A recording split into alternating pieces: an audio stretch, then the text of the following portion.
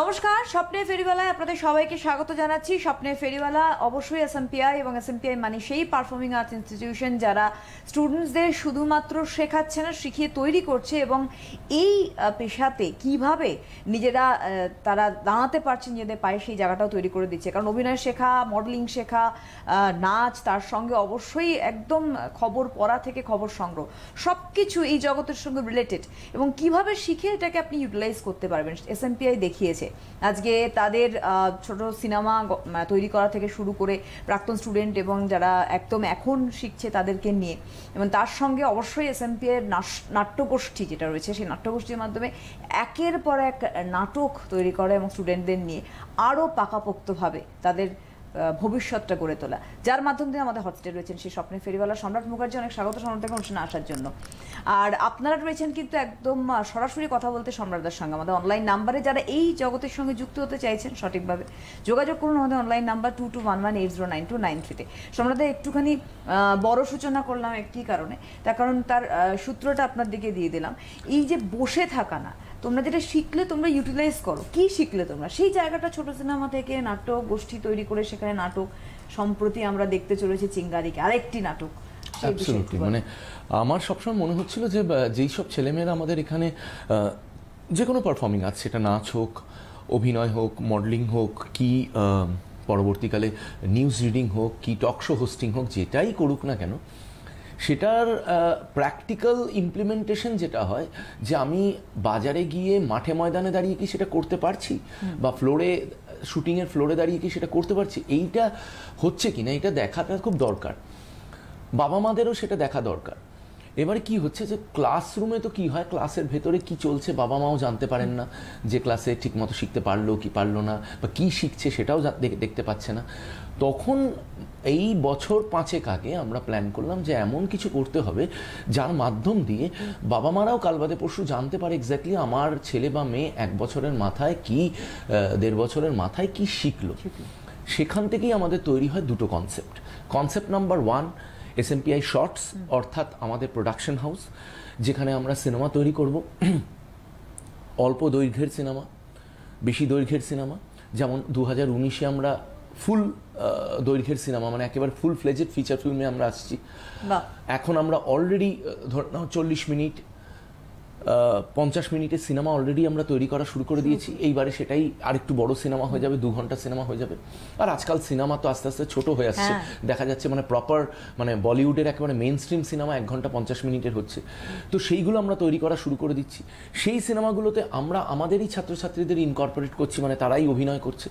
তার সাথে সাথে কি করছি, আমরা ভালো ভালো যারা মেইন স্ট্রিম অভিনেতা তাদেরকে ঢুকিয়ে নিচ্ছি সিনেমাতে।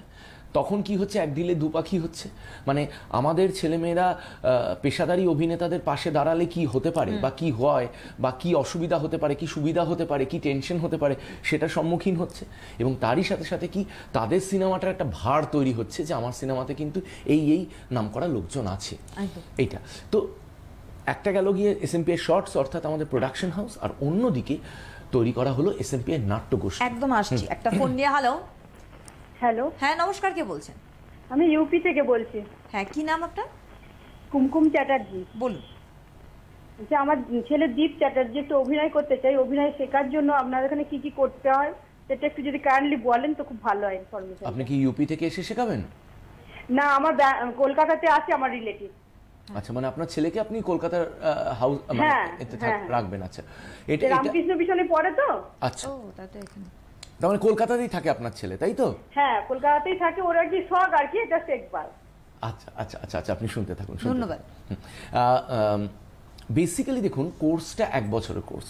এই 1 বছরের কোর্সে অভিনয়কে কেন্দ্র করে বিভিন্ন সাবজেক্ট আছে, একেবারে ক্যামেরা থেকে শুরু করে, সিন ডেভেলপমেন্ট থেকে শুরু করে, সিন কম্পোজিশন থেকে শুরু করে, ভয়েস মডিউলেশন থেকে শুরু করে, বডি ল্যাঙ্গুয়েজ থেকে শুরু করে, ফটো সেশন, আজকে স্টিল ক্যামেরার সামনে কি করে দাঁড়াতে হয় থেকে শুরু করে, মেকআপ কি করে দিতে হয় থেকে শুরু করে, ফ্যাশন শো করলে ক্যাটওয়াক কি করে হাঁটতে হয় থেকে শুরু করে, সিনেমায় গানের সাথে লিপ মিলিয়ে কি করে গান গাইতে হয়, লিপসিঙ্ক থেকে শুরু করে, প্রত্যেকটি বিষয় মানে একটি অভিনেতাকে যেই দিকগুলো শেখা দরকার, যেই দিকগুলো জানা দরকার, সেই প্রত্যেকটি দিক তৈরি করে দেওয়া হয়। ইভেন কি করে প্রেস কনফারেন্স, সে প্রেস কনফারেন্সে মানে প্রেসের লোকেদের কি করে সম্মুখীন হবে, কিভাবে প্রেস কনফারেন্সে কথা বলতে হয়, ইন্টারভিউ কি করে দিতে হয়, ইন্টারভিউ কি করে নিতে হয়, এই সমস্ত কিছু কিন্তু এই পার্টিকুলার কোর্সটাতে শিখিয়ে দেওয়া হচ্ছে এবং তাদেরকে 1 বছরের মাথায় একেবারে তৈরি করে দেওয়া হচ্ছে বাজারের জন্য। এইবারে যেটা এক্ষুনি আমরা আলোচনা করছিলাম, এই 1 বছরের কোর্সটা করার পর অনেক সময় দেখা যায় কিছু কিছু ছেলেমেয়েরা তখনও উইক রয়ে গেছে, পুরোটা তৈরি হয়নি। কারণ 1 বছরে যে কোনো একটা পারফর্মিং আর্টস শেখানো অসম্ভব ব্যাপার। কারণ আপনি দেখুন, একটা ভারতনাট্যম ধরুন, কি আজকে কত্থক বলুন, এই সব ধরনের আর্ট, যে কোনো একটা আর্ট আপনি শিখছেন সেটাই 7-8 বছর ধরে শিখছেন। এবারে সেখানে অভিনয়ের পেশাটা হচ্ছে একটা বিশাল বড় সমষ্টিগত আর্ট। মানে ওই অভিনয়ের আন্ডারে নাচও আছে, অভিনয়ের আন্ডারে শরীরচর্চাও আছে, অভিনয়ের আন্ডারে ভয়েস মডুলেশনও আছে, অভিনয়ের আন্ডারে বডি ল্যাঙ্গুয়েজও আছে, অভিনয়ের আন্ডারে মুখস্থ বিদ্যা আছে, অভিনয়ের আন্ডারে আপনার উচ্চারণের ক্ষমতা আছে, মানে প্রোনাউন্সিয়েশন আছে। এরকম করে 30টা কলা এক জায়গায় যখন এসে জড়ো হয় তখন সেটা একজন অভিনেতা তৈরি হয় বা অভিনেত্রী তৈরি হয়। তো এতগুলো জিনিস যখন একটার জায়গায় সমন্বয় হয় তখন আপনি বলতে পারেন যে আমি পেশাদারি অভিনেতা হয়েছি। পেশাদারি ভাষাটা কেন ইউজ করছি? আপনি যখন বলবেন আমাকে টাকা দাও আমার অভিনয় করার জন্য, তার আগে অবধি আপনাকে টাকা দিতে হবে। যতক্ষণ আপনি তৈরি হচ্ছেন ততক্ষণ আপনার কাছে লোকে কিন্তু টাকা চাইতে থাকবে। এবার যেই মোমেন্টে আপনি তৈরি হয়ে গেলেন তখন আপনি বলতে পারেন আমি টাকা চাই, আমি আজকে এই কাজটা করব, তার জন্য টাকা চাই। এবং যারা যারা ফিল্ম ইন্ডাস্ট্রির বাইরের লোকেরা বলে ফিল্ম ইন্ডাস্ট্রিতে টাকা নেই, এই পেশাটাকে পেশা বানানো যায় না, এটা নেশা হিসাবেই ভালো আছে, এটা পাস টাইম হিসাবে ভালো আছে, হবি হিসাবে ভালো আছে, তাদেরকে বলি ছোট ছোট ছেলেরা মেয়েরা যারা নাকি, আমাদেরকে বাদ দিন, আমরা বহু বছরের লোক, যারা ছোট ছোট ছেলে মেয়েরা কাজ করছে ফিল্ম ইন্ডাস্ট্রিতে, তাদের গাড়ি বাড়ি সব কিছু তৈরি করে ফেলেছে। মানে নাম নেব না, কিন্তু আমি একজন অভিনেত্রীর সাথে কাজ করছিলাম, তার প্রায় 1 কোটি টাকার কাছে তার ফ্ল্যাট। ওরে বাবা! মানে আমার তো 1 কোটি টাকার ফ্ল্যাট তৈরি করতে অনেক বছর লেগে গেছে। হ্যাঁ, তো সে 1 কোটি টাকার ফ্ল্যাট, সে বিশাল বড় গাড়িতে চড়ে। তো ফিল্ম ইন্ডাস্ট্রিতে ডেফিনেটলি পয়সা আছে এবং ফিল্ম ইন্ডাস্ট্রিতে আসার পর লোকেরা ডেফিনেটলি পয়সা পাবে, কিন্তু যখন আপনার পয়সাটা চাওয়ার ক্ষমতা তৈরি হবে, এবারে মানুষের ক্ষমতা হওয়ার আগেই তিরিং বিরিং করতে থাকে যে আমার পয়সা দাও, পয়সা দাও, পয়সা দাও। এবারে এই কোর্সটা 1 বছর করানোর পর যখন আমরা রিয়েলাইজ করি যে কিছুটা হলেও তৈরি হয়েছে কিন্তু বাকিটা বাকি আছে, তখন আমরা বিভিন্নভাবে তাকে প্রমোট করা শুরু করি। এটা ভীষণ বৈজ্ঞানিক পদ্ধতিতে প্রমোট করা হয়, সায়েন্টিফিকভাবে। অর্থাৎ তাদেরকে কোনো কোনো সময় আমরা সিনেমাতে কাজ করাই, আমাদেরই প্রোডাকশনের সিনেমাতে কাজ করাই, কখনো আমাদের এসএমপি এর নাট্যগোষ্ঠীতে কাজ করাই। এই নাট্যগোষ্ঠীতে যখন কাজ করছে তাদেরকে নিয়ে মিউজিক ভিডিও করা, তাদেরকে নিয়ে প্রেস কনফারেন্স করা, তাদেরকে নিয়ে ইন্টারভিউ দেওয়ানো, তাদেরকে যেদিন ওরা ফাইনালি মঞ্চস্থ করছে নাটকটা, সেদিন আমাদের ফিল্ম ইন্ডাস্ট্রি এবং নাটকের জগতের বিখ্যাত ব্যক্তিত্বরা বসে তাদের জাজিং করে, কে বেস্ট অভিনেতা, কে বেস্ট অভিনেত্রী, কে বেস্ট সহ অভিনেতা, কে বেস্ট সহ অভিনেত্রী, এরকম করে 10-12টা অ্যাওয়ার্ড থাকে তাদের উদ্বুদ্ধ করার জন্য।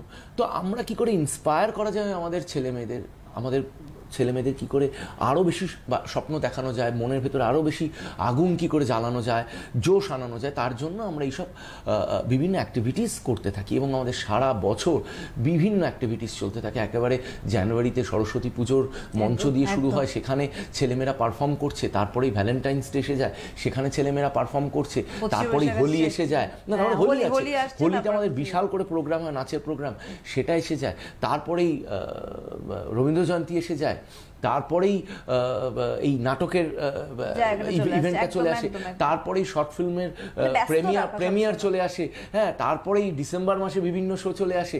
এই আমাদের কিছুদিন পরে ক্যালকাটা মেডিকেল কলেজে বিশাল করে মিস ক্যালকাটা আয়োজিত হতে চলেছে এবং তাতে আমরা এডুকেশন পার্টনার। তো বিভিন্ন জিনিস মানে সারা বছর ধরে চলতে থাকে এবং যেই সব ছেলেমেয়েরা সত্যি উদ্যোগী ছেলেমেয়ে, সিরিয়াস ছেলেমেয়ে, ডেডিকেটেড ছেলেমেয়ে, ফোকাসড ছেলেমেয়ে, তারা কিন্তু আমাদের প্রত্যেকটি ইভেন্টের সাথে যুক্ত থাকে এবং নিজেদেরকে ধীরে ধীরে ধীরে ধীরে ধীরে সমৃদ্ধ করে। একদম সত্যি কথা, কারণ আমরা সৌরভদা আপনার হাত ধরেই দেখেছি এই যে এসএমপিআই নাট্যগোষ্ঠীর একের পর এক অনবদ্য জনপ্রিয় নাটক হয়েছে এবং সিনিয়র ব্যাচ জুনিয়র ব্যাচ মিলে একটা অদ্ভুত কম্পিটিশন এবং হেলদি কম্পিটিশন, কে কতটা ভালো করতে পারে। এখন সম্প্রতি যেটা নতুন আরেকটি নাটক নামতে চলেছে চিঙ্গারি, যার আমরা আরেকটা রেভলিউশন আপনি করে দিয়েছেন যে মিউজিক ভিডিও, মানে কোনোদিন নাটকের মিউজিক ভিডিও হয়নি, এই ফার্স্ট টাইম। তার আমরা মেকিংটাও দেখেছি, গত সপ্তাহে পুরো মিউজিক ভিডিও দেখেছি। তবে একজন ফোন আছে, দেখে নেবো, বন্ধু আছেন। হ্যালো হ্যালো হ্যালো, হ্যাঁ নমস্কার, কে বলছেন? আমি প্রিয়াঙ্কা দাস বলছি। কোথা থেকে বলছেন? কোথা থেকে বলছেন? খড়দা। খড়দা থেকে বলুন বলুন। আমি স্যারের সঙ্গে একটু কথা বলতে চাই। আরে বসে তো আছি, বলো। স্যার, আপনার অভিনয় আমি দেখি, আপনার বড় ফ্যান আমি, আমার খুব ভালো লাগে আপনাকে। বলি স্যার, আমিও এরকম অভিনয় জগতে যেতে চাই, তো আমাকে কি কি করতে হবে, কিরকম ট্যালেন্টের দরকার হয় একটু জানাচ্ছিলেন। ওকে, শুনতে থাকো। থ্যাংক ইউ সো মাচ, তোমার যে আমাকে খুব ভালো লাগে তার জন্য। এবং দ্বিতীয় হচ্ছে যে কি করে তুমি অভিনয় জগতে ঢুকবে এটার কথা তুমি জানতে চাও, তুমি আমাদের প্রোগ্রামটা দেখতে থাকো। এই অভিনয় জগতে কি করে ঢোকা যায়, কোর্স কি করে করা যায়, কি পদ্ধতিতে কোর্সটা করানো হচ্ছে, কোন কোন টিচাররা শেখাচ্ছেন, শেখানোর পর আমরা কিভাবে তোমাদের অডিশনে পাঠাচ্ছি, অডিশন ছাড়া কি করে তোমরা আমাদেরই সিনেমা, আমাদেরই নাটকের সাথে যুক্ত থাকছো, এই সমস্ত নিয়ে কথা জারি থাকবে। কিন্তু যেটা এক্ষুনি আমাদের সুবর্ণা বলল যে আমরা আমাদের কিছু ঝলক দেখব, কিন্তু এই গত সপ্তাহে হয়ে গেল বিশাল করে এসএমপিআই প্রিমাইসেসে বিশাল করে হয়ে গেল প্রেস কনফারেন্স, এবং যেটা ইতিহাস রচনা করলো এসএমপিআই নাট্যগোষ্ঠী, যে এই প্রথমবার ভারতবর্ষে কোনো এক নাটককে মিউজিক ভিডিওর মাধ্যম দিয়ে প্রমোট করা হচ্ছে, এবং তারই জন্য একেবারে ফুল প্রেস অ্যাটেন্ডেন্সে রমরমা করে হয়ে গেল তার প্রেস কনফারেন্স। চলুন আমরা ছোট্ট করে একটু ঝলক দেখব, এবং ঝলক দেখে কিন্তু টুক করে ফিরে আসবো। রিসেন্টলি এসএমপিআই কলকাতার প্রেমাইসেসে ইলাহি করে হয়ে গেল এসএমপিআই নাট্যগোষ্ঠীর 4th প্রোডাকশন চিঙ্গারির মিউজিক ভিডিও লঞ্চ। উপস্থিত ছিলেন নাট্য জগতের উজ্জ্বল নক্ষত্র এবং চিঙ্গারি নাটকটির নির্দেশক অর্ণ মুখোপাধ্যায়, প্রখ্যাত গীতিকার সঞ্জীব তিওয়ারি, এবং উপস্থিত ছিলেন সুরকার প্রতীক কর্মকারের সাথে জি বাংলা সারেগামাপা খ্যাত গায়ক রিক বাসু। ছিলেন চিঙ্গারি নাটকটির গল্পের লেখক, নাট্যকার, প্রযোজক এবং চিঙ্গারি মিউজিক ভিডিওটির পরিচালক অভিনেতা সম্রাট মুখার্জি। প্রমোশনের জন্য অভিনব প্রসেস আমরা খুঁজে বার করার চেষ্টা করছিলাম। যদি আমরা মিউজিক ভিডিওটাকে একটা হাতিয়ার বানাতে পারি, তাহলে একটা ফাটাফাটি কাণ্ড হতে পারে। এবং যেই আমাকে প্রতীক ফোন করে বললো যে সম্রাট, অভিনব প্রসেস একটি নাটককে প্রমোট করা, এটা মনে হয় বাংলা তথা ভারতবর্ষের বাজারে প্রথমবার হচ্ছে। নতুন কাজ করে সবারই ভালো লাগে, এক্সাইটিং জিনিস ছিল। হঠাৎ করে সম্রাট ফোন করে বলে যে একটা গান আছে, তোমাকে লিখে দিতে হবে। আমি কী গান বলতে, নাটকে ইউজ করো, টিউনটা পাঠালো, টিউনটা পাঠিয়ে আমাকে বললো যে এরকম এটা ভাবো। তো আমরা চিন্তা করলাম, এবার গানটা হলো, কমপ্লিট হলো।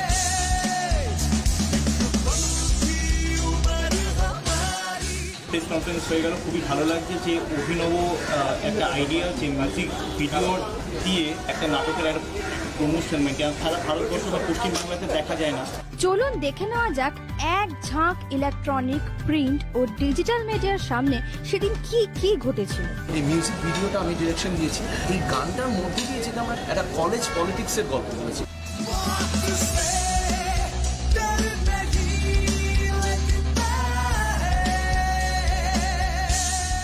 এইটা একটা ইউনিক আইডিয়া। তার নাটককে এইভাবে যে প্রমোট করা যায়, আমি যখন গত বছর দুইপক্ষ নির্দেশনা দিচ্ছিলাম, তখন থেকেই দেখেছিলাম যে সম্রাট দা নিজে একজন অভিনেতা, মেইন স্ট্রিম অভিনেতা, ভালো অভিনেতা, তার পাশাপাশি থেকে ওনার মাথায় অনেক আইডিয়া আছে, সেটা আমাকেও ইন্সপায়ার।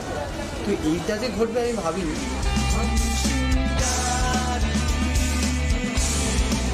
প্রচণ্ড এক্সাইটিং লাগছে, প্রচণ্ড ইউনিক একটা এক্সপিরিয়েন্স, প্রচণ্ড নতুন একটা অভিজ্ঞতা যে নাটকের জন্য গান গাইলাম। স্পেশাল তার কারণ হচ্ছে সম্রাটদা, টোটাল ফিল্ম জগতের বড় সাপোর্ট, একটা পিলার সম্রাটদা। তো সম্রাটদার জন্যই মেনলি আসা, এবং প্রতীকদা আমাকে গানটা গাওয়ার সুযোগ করে দেয়। কিন্তু খুব ভালো মিউজিক করেছে, লিখেছেন সঞ্জীব তিওয়ারিজি। স্যাড ভার্জন তৈরি হলো, একটা স্যাড ভার্জন যখন শুনলাম, প্রথমটাকেই স্যাডে ইউজ করেছে। তো আমার কেমন যেন মনে হলো যে না, এই লিরিক্সটাকে চেঞ্জ করতে হবে, স্যাডটার মধ্যে ওই কাহিনীটা আনতে হবে। আমার থেকে ওটাকে লিখলাম, আবার লিখে আসলো, আবার ওটাকে ডাব করলো, এবার ফাইনালি খুব ভালো দাঁড়িয়েছে। चिंगारी को बुझ जाना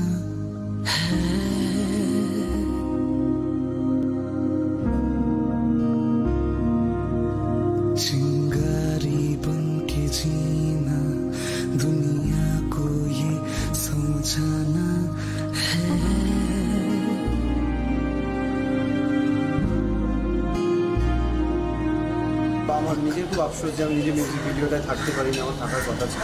তো এই যে অসাধারণ একটা মিউজিক ভিডিও নিজে ডিরেকশন দিয়েছে, দারুণ একটা বিজিএম করেছে প্রতি, মানে দারুণ সুর দিয়েছে, লিপও খুব ভালো গেয়েছে, এবং যারা প্রথম ক্যামেরা ফেস করছে তারাও যথেষ্ট সাবলীল। 11 তারিখ যেটা ঘটবে আমার মনে হয় সেটা একেবারেই নতুন একটা জিনিস ঘটবে, যেটা গ্রুপ থিয়েটার কখনো দেখেনি, নাটকের হিস্ট্রি কখনো দেখেনি।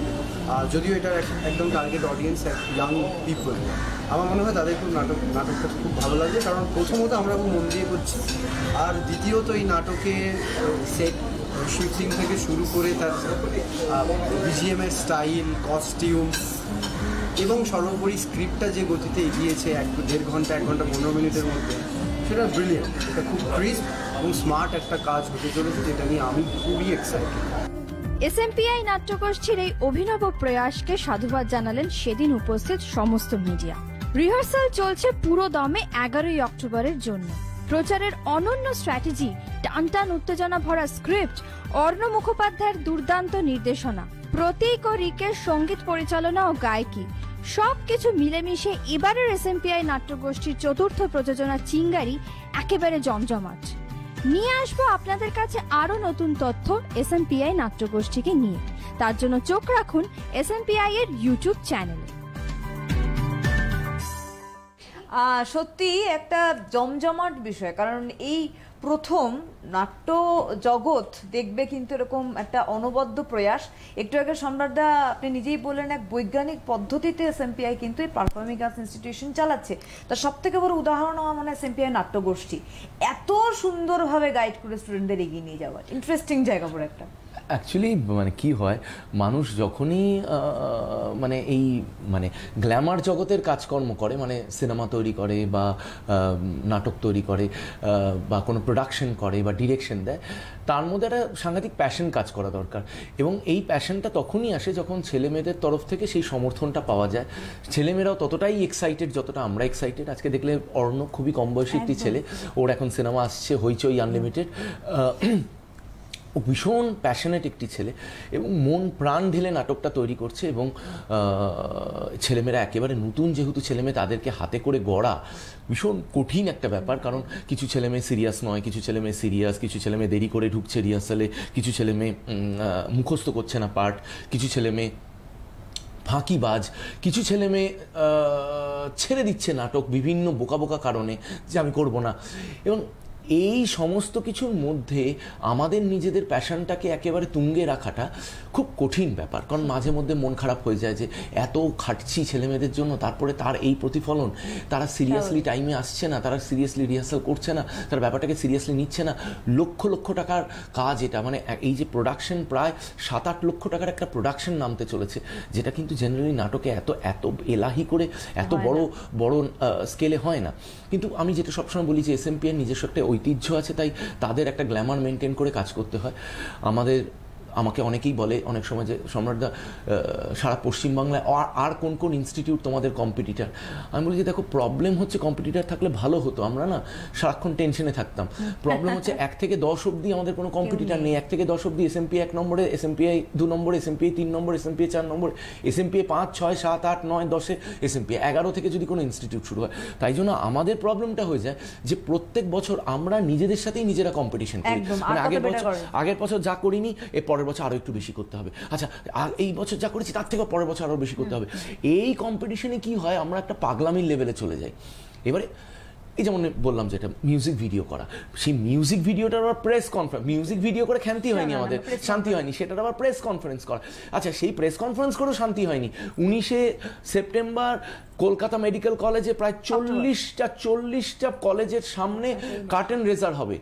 এই কলকাতা মেডিকেল কলেজে কার্টেন রেজার হবে, বিশাল বড় এলইডি স্ক্রিনে এই মিউজিক ভিডিও দেখানো হবে, ছেলেমেয়েরা একদম লাইভ নাচবে সেখানে অর্ণ মুখোপাধ্যায় উঠে পাবলিককে অ্যাড্রেস করবে যেরকম আমাদের নাটকটা 11ই অক্টোবর হতে চলেছে।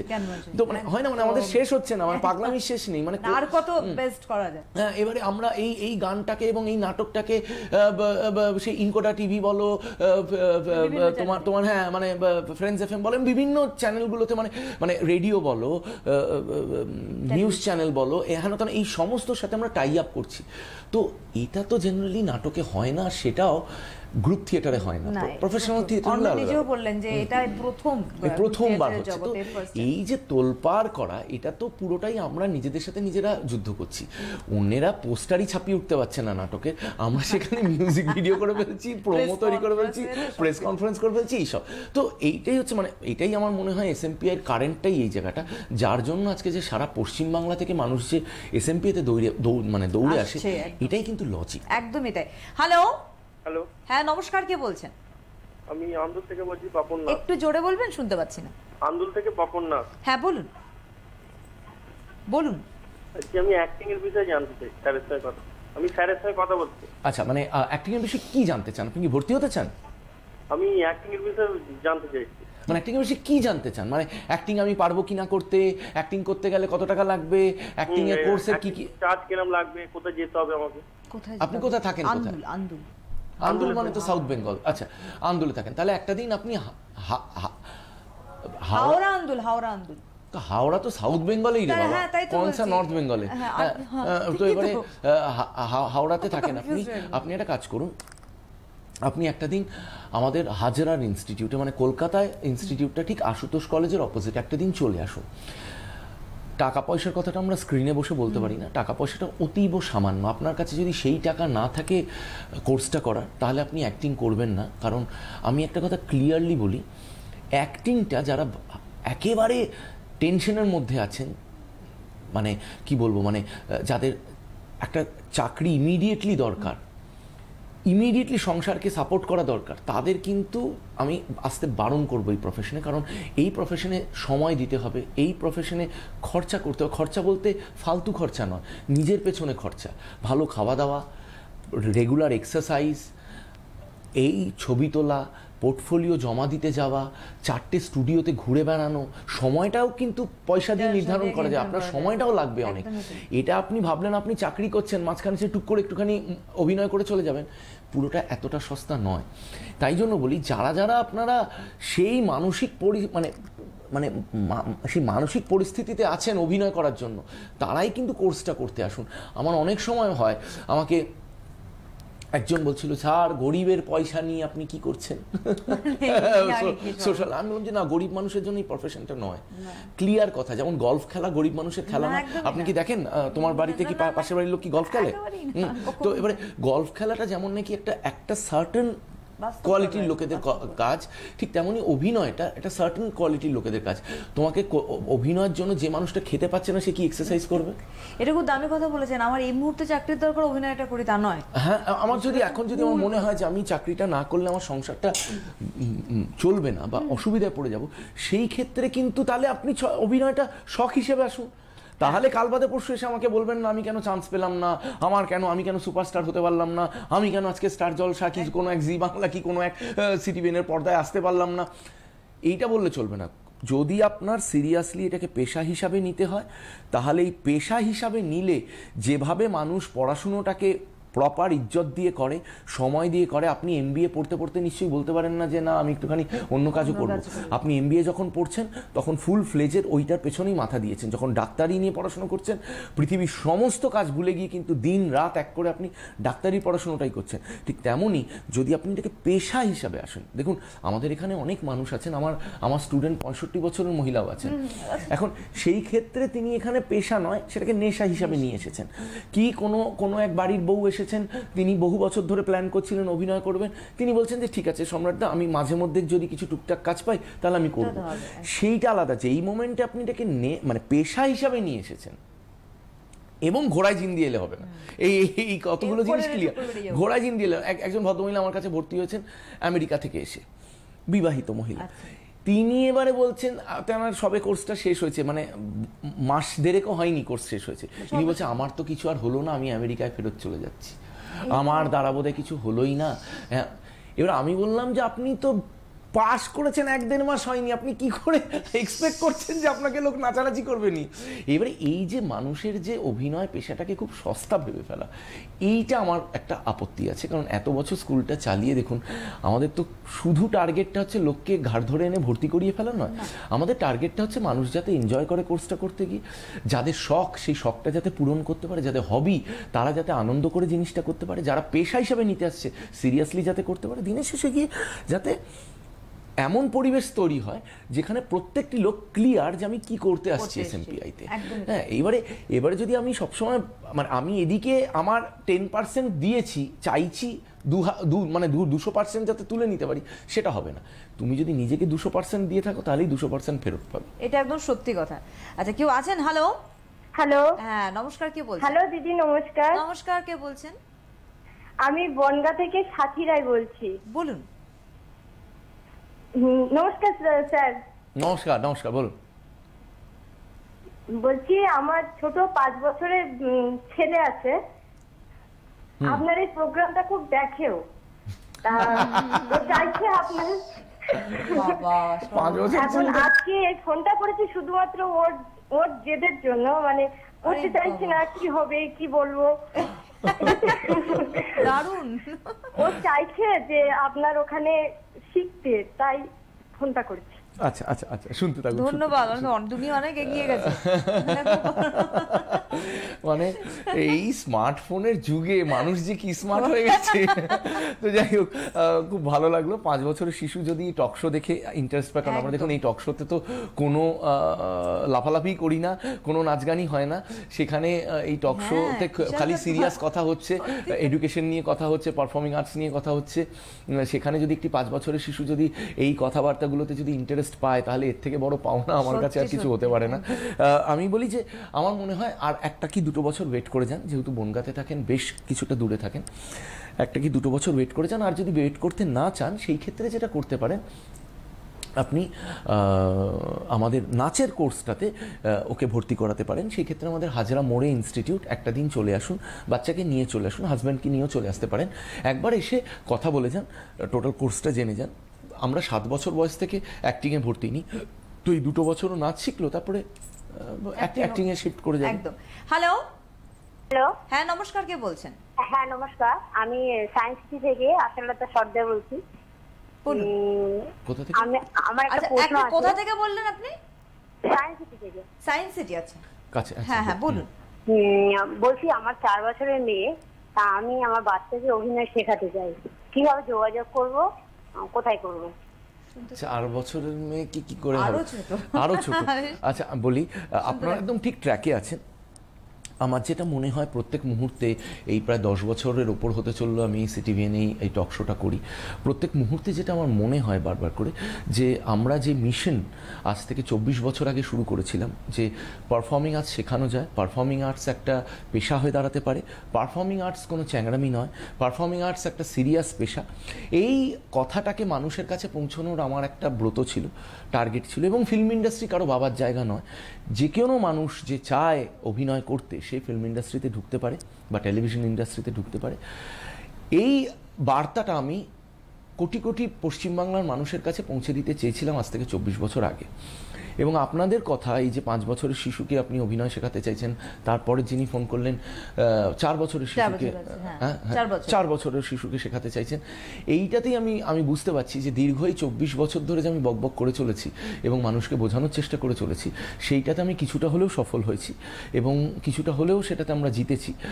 তাই জন্যই আপনারা কিন্তু এখন এত কম সময় বা এত কম বয়সে কিন্তু ছেলেমেয়েদের সিরিয়াসলি কোনো একটি প্রপার পেশার মধ্যে বা প্রপার পারফর্মিং আর্টসের ট্রেনিংয়ের মধ্যে ঢোকাতে চাইছেন। আমি বলবো আপনাদের একটু ধৈর্য ধরুন। মানে আপনি প্রথমে 4 বছর থেকে আমরা নাচেনি, আপনি যদি চান একবার এসে ইনস্টিটিউটে এসে কথা বলে নাচের প্রশিক্ষণে দিতে পারেন। 2 কি 3টে বছর নাচের প্রশিক্ষণ নিক। বাচ্চাদের কি হয়, বডি ফিট তৈরি, মানে বডি ফিটনেস তৈরি হয়, তারপরে কি হয় ধরুন মুখস্থ বিদ্যাটা তৈরি হয়, ক্লাসের ডিসিপ্লিনটা তৈরি হয়, এগুলো সমস্ত তৈরি হয়। তো তাতে কি হয় যে এদেরকে আমাদের তৈরি করতে করতে পরবর্তীকালে অভিনয় ক্লাসে বসাতে অনেক সুবিধা হয়ে যায়। আজকে সময় একদম শেষ, কিন্তু পরের দিন কিন্তু একটা ফাটাফাটি নিউজ নিয়ে আসবো, যেটা আরেকবার প্রমাণ করবে যে এসএমপিআই আরেকটা ইতিহাস তৈরি করলো। সেই নিউজের জন্য অপেক্ষায় থাকুন। পরের উইকে আপনাদের সাথে দেখা হচ্ছে, কিন্তু দেখা হওয়ার আগে যেটা সবসময় চলে যাওয়ার আগে বলতে থাকি, সেটা হচ্ছে স্বপ্ন দেখুন, বাড়িতে বসে চুটিয়ে স্বপ্ন দেখুন, কিন্তু শুধু বাড়িতে বসে স্বপ্ন দেখলে চলবে না, প্রশিক্ষণ নিতে হবে, এবং সেটা হলো সঠিক প্রশিক্ষণ। সঠিক প্রশিক্ষণ অবশ্যই এসএমপিআই, নতুন করে বলার কিছু নেই। আপনারা অপেক্ষা করতে থাকুন নেক্সট উইকের অনুষ্ঠানের জন্য এবং ফোন করতে থাকুন হেল্পলাইনে অবশ্যই এসএমপিআই। অনেক ধন্যবাদ, শোনার আগে ধন্যবাদ আপনাদের জানাই। নমস্কার। নমস্কার।